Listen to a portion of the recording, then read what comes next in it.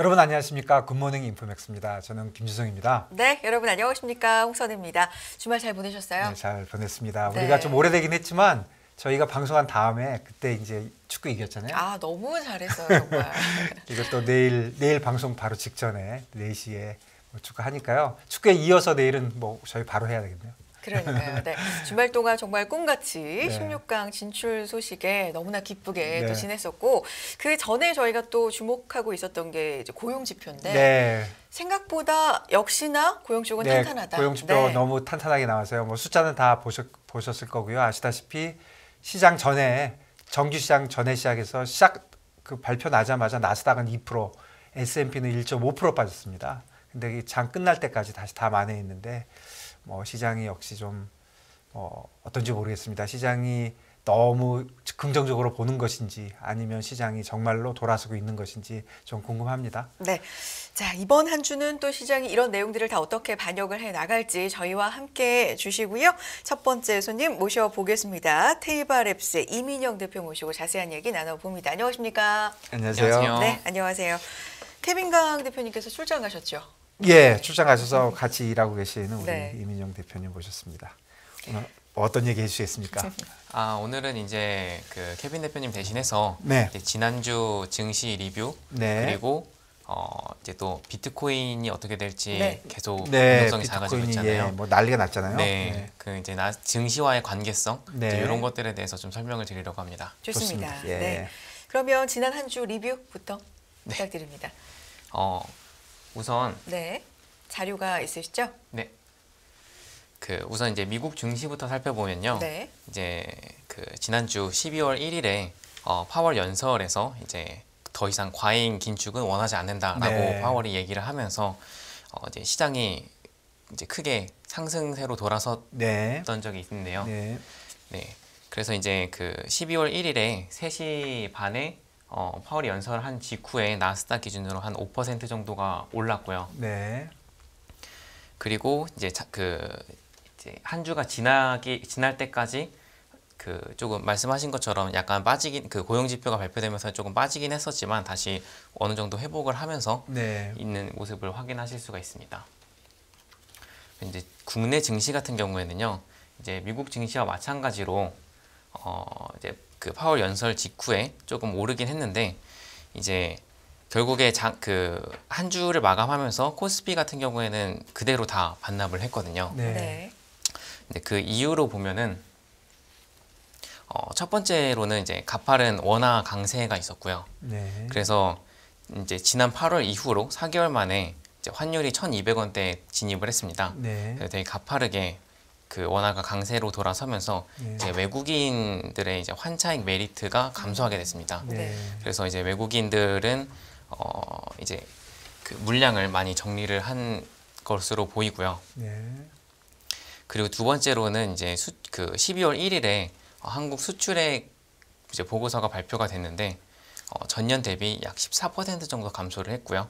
이건 예측치인 11%보다 더 하회하는 수준이었습니다. 네. 그래서 이런 장기적인 경기 침체랑 그리고 또 원화 강세, 가파른 원화 강세 이제 이런 이유들로 인해서 이제 국내 증시 같은 경우에는 그 파월 연설에도 불구하고 다시 하락하는 모습으로 그 한 주를 마감을 했습니다. 결국은 그 파월 연설 이전보다도 오히려 지금 낮게 있는 거죠. 그래보다. 네, 맞습니다.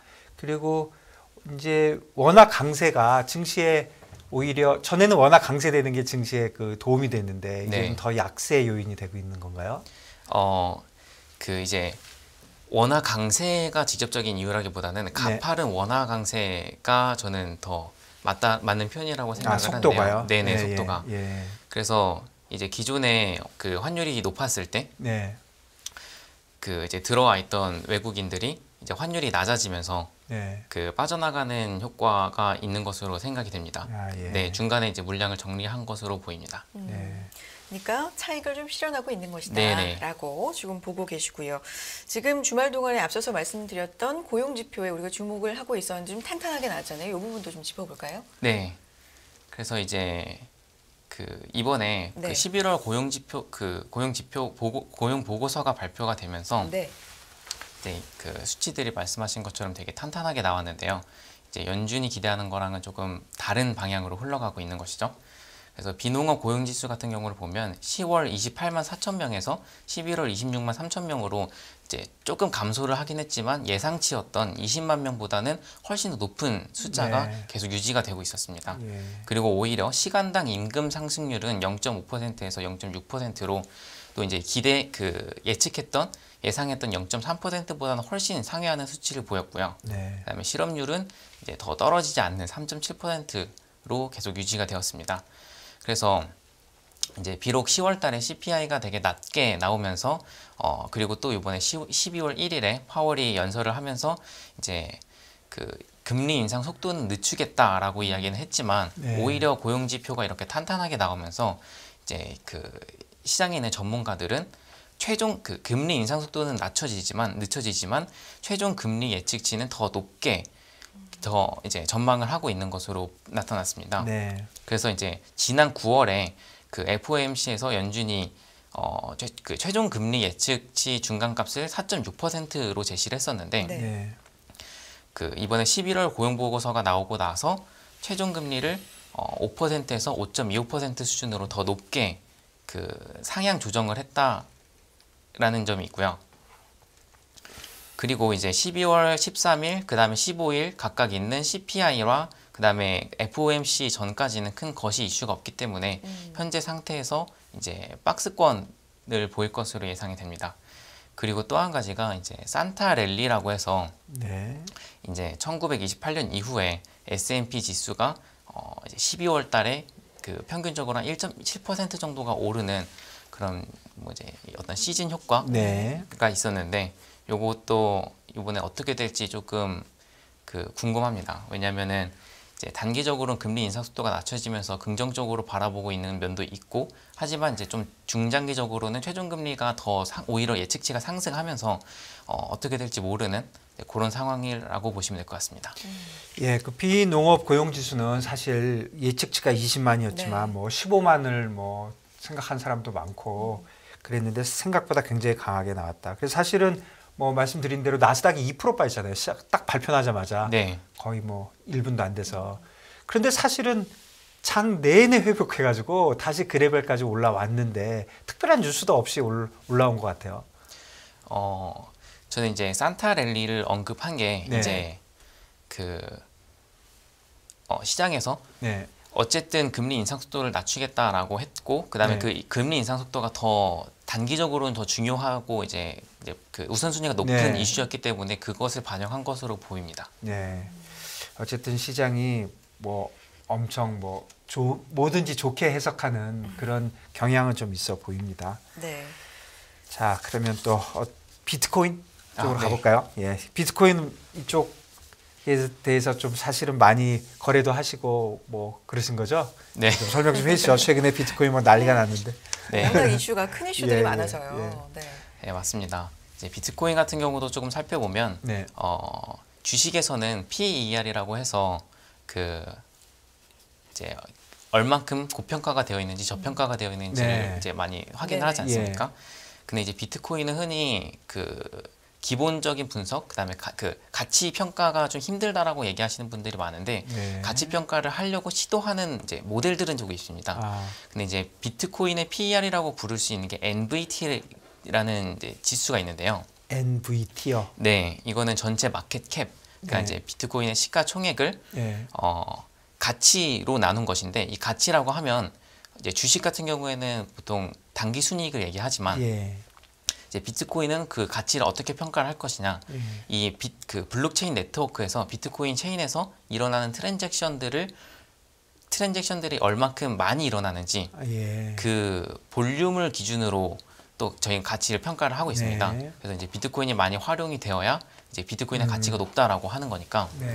그래서 이제 전체 비트코인 시가총액을 블록체인 내에서 거래된 비트코인 볼륨, 아. 트랜잭션 일어난 볼륨으로 나눈 거가 이제 NVT라고 하는 지표인데요. 네. 보시면은 2020년에 그 이제 대상승장이 한번 있었고 그 다음에 계속 네. 2021년 12월까지 쭉 유지가 되다가 그 저게 이후로 지금 계속 하얀 색깔이 그러면 네, 하얀 색깔이 이제 비트코인 비트코인의 가격. 가격입니다. 네. 예, 그리고 노란 색깔은 그 NVT의 이제 14일 평균선입니다. 아, 예, 예. 네.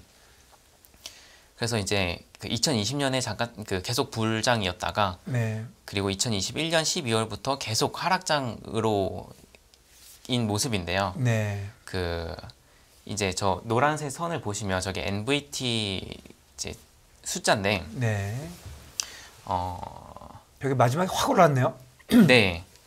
지금 이제 저게 그 NVT 숫자가 줄어든다라는 것은 마켓캡에 비해서 트랜잭션 숫자가 많아진다. 그러니까 비트코인을 사용한 사람들이 많아진다라는 이야기고, 예. 그다음에 저 그 노란색 숫자가 오른다라는 것, NVT가 오른다라는 것은 그 마켓캡에 비해서 비트코인을 사용하고 있는 사람들의 숫자가 확 줄어든다라는 아, 의미거든요. 그러면 저게 퍼랑 비슷한 거네요. 저게 숫자가 낮아야 좋은 거네. 네, 맞습니다. 예, 이게 저퍼 주식하듯이 네, 저 숫자가 작아야 저평가되어 있다. 예, 저평가돼 있고 뭐 이게 펀더멘탈인지 모르겠지만 네. 가치가 하여간 더 있다 이렇게 보는 거죠. 네, 맞습니다. 예.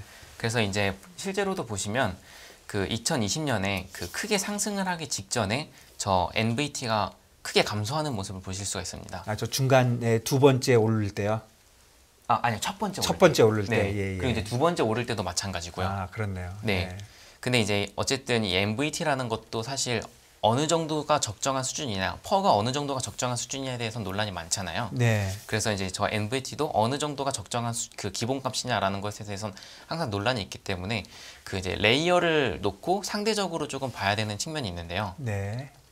그래서 어쨌든 상대적으로 더 오를 때, 내릴 때를 기준으로 더 내릴 때는 이제 비트코인 가격이 상승을 했고 더 오를 때는 오른 직후에 이제 비트코인 가격이 하락하는 이제 그런 패턴들을 많이 보실 수가 아, 있습니다. 네네. 저기 숫자가 잘 안 보이는데 그래서 네. 지금 MVT가 얼마인 건가요? 지금 이제 라스트 밸류가 27.8로 나옵니다. 27.8. 네. 예. 굉장히 높은 거죠. 27.8이면. 네, 그 2020년 그 확 올라간 이후에 예. 가장 높은 숫자입니다. 네. 지금 저게 그 완전 최근 계속 올라가고 있는 그 NVT가 계속 올라가고 있는 상황이고요.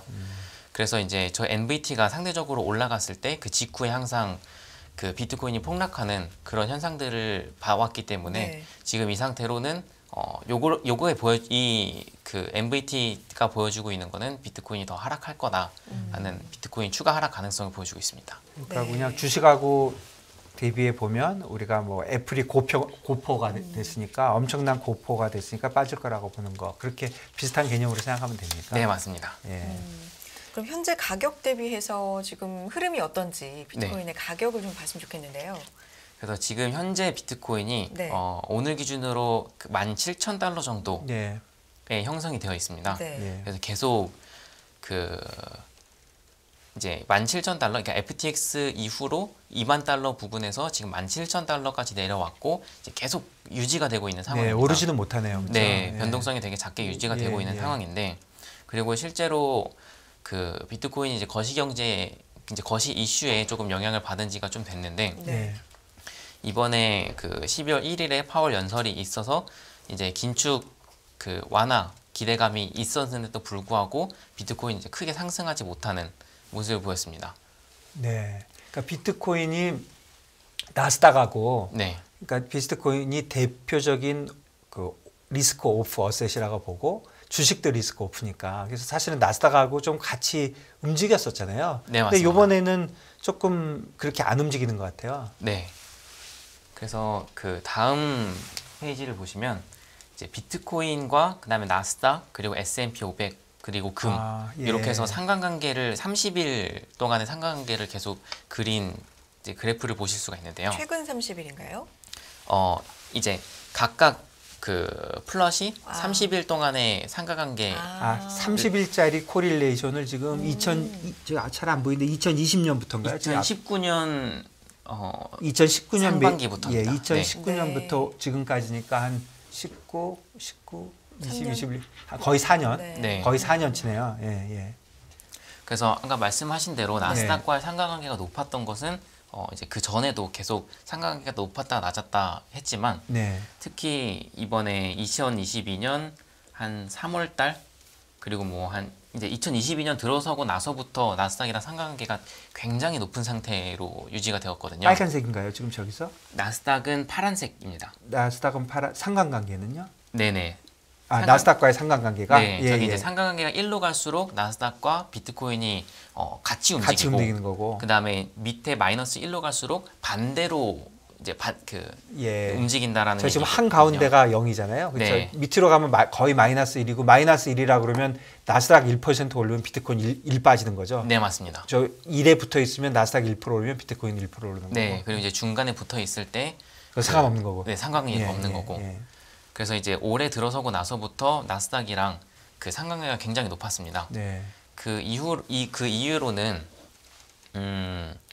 이제 시장을 전체적으로 견인했던 게 결국 거시 이슈가 많았고, 네. 금리 인상이 가장 키포인트였잖아요. 네.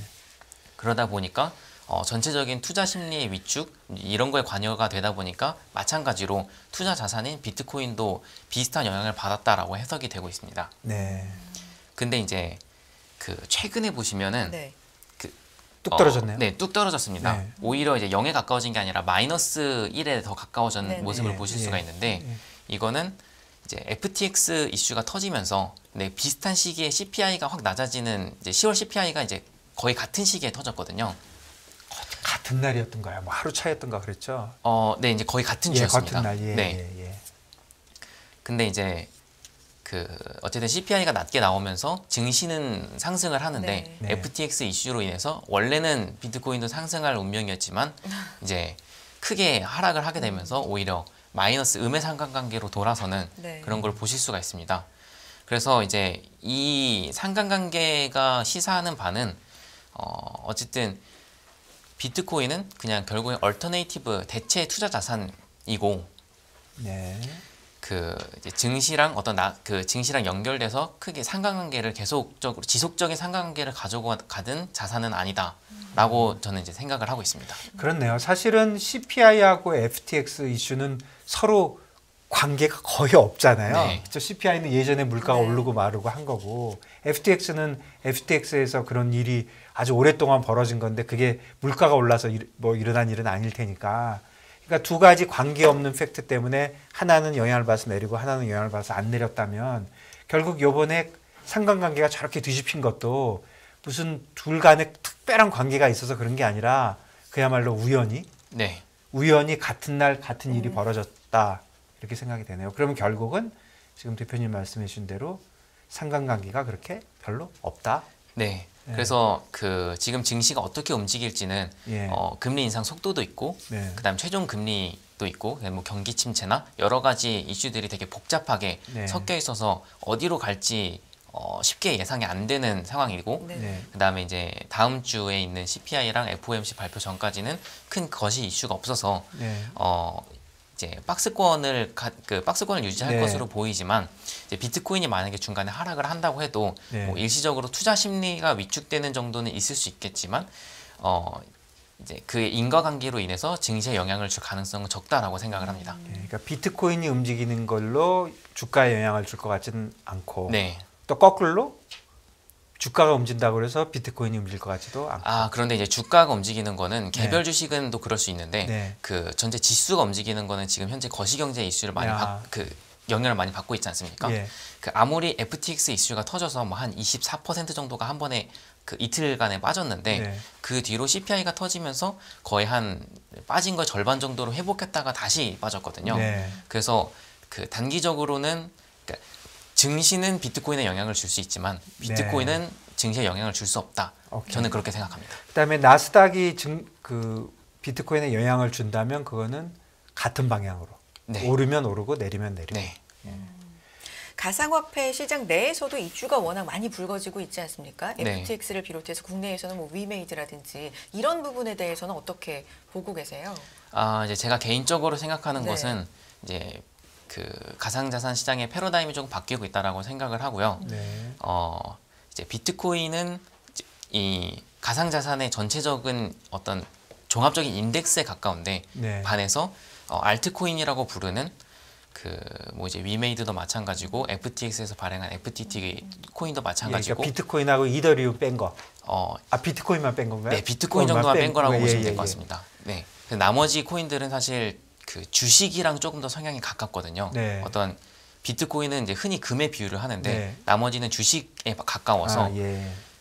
그러면은 결국에 그 회사가 그다음 그 프로젝트 기반이 되는 그 프로젝트가 돈을 벌고 있어야 그 가치도 올라가는 거고 거기에 이제 백킹을 해줄 수가 있는 거잖아요. 그러니까 개별 이슈가 있다는 거죠. 네. 예. 근데 이제 실제로 까보면은 회사 중에서 그러니까 코인을 발행한 프로젝트 그 기반이 되는 회사나 어떤 프로젝트들 중에서 실제로 돈을 벌고 있는 프로젝트가 거의 전무합니다. 네. 네. 그래서 이제 제가 개인적으로 생각하기에는 네. 그 이제 나머지 코인들은 더 죽어야 되는 게 맞다라고 생각을 하고요. 네. 그래서 이제 한 잡지에서도 Let Crypto Burn이라는 그 제목으로 칼럼을 네. 내서 네. 되게 이슈가 됐었는데 네. 크립토가 더 빠지게 냅둬야 그다음에 나머지 이제 알트코인들 그 근본이 없는 알트코인들이 많이 죽어야 그 다음에 다시 이제 코인이 새로운 패러다임으로 전환을 하면서 상승할 여지가 있다. 그렇게 얘기를 많이 하고 있습니다. 그럼 결국 비트코인과 알트코인은 좀 다른 네. 각도에서 같은 크립토하고 하지만 좀 다른 방향에서 봐야 저는 된다는 거죠. 비트코인은 이제 어떤 대체 자산, 증시의 대체 자산으로 생각을 하고 있지만 예. 알트코인은 오히려 그 개별 잡 주식 이 네. 정도로 생각하고 네. 있습니다. 사실 요번에 위메이드 그거 보면 네. 사실 뭐 말 안 되죠. 그 신뢰의 문제가 진짜 뭐 심각하고 FTX도 그렇지만 위메이드 건도 진짜 보면 자세히 보면은 진짜 너무나도 말이 안 되는 일이 시장에서 벌어지고 있다 이렇게 생각이 됩니다. 그러니까 시장 정화의 기능을 좀 어느 정도 거쳐야 된다라는 네, 시간이 더 생각이 필요할 것으로 보입니다. 있으시네요. 네. 그다음에 전체적으로 다시 좀 돌아가면 비트코인은 아까 뭐였죠? 그 같이 퍼하고 비슷하게 MVT가 많이 올라 있기 때문에 밑으로 많이 떨어질 가능성도 조심을 해야 된다 그런 말씀이시죠? 네. 네. 오늘 시장 네, 이야기 지난 좋습니다. 한 주 시장 정리부터 해서 가상자산 특히나 비트코인에 대한 이야기까지 네. 자세하게 나눠봤습니다. 테이블랩스의 이민영 대표와 함께했습니다. 고맙습니다. 감사합니다.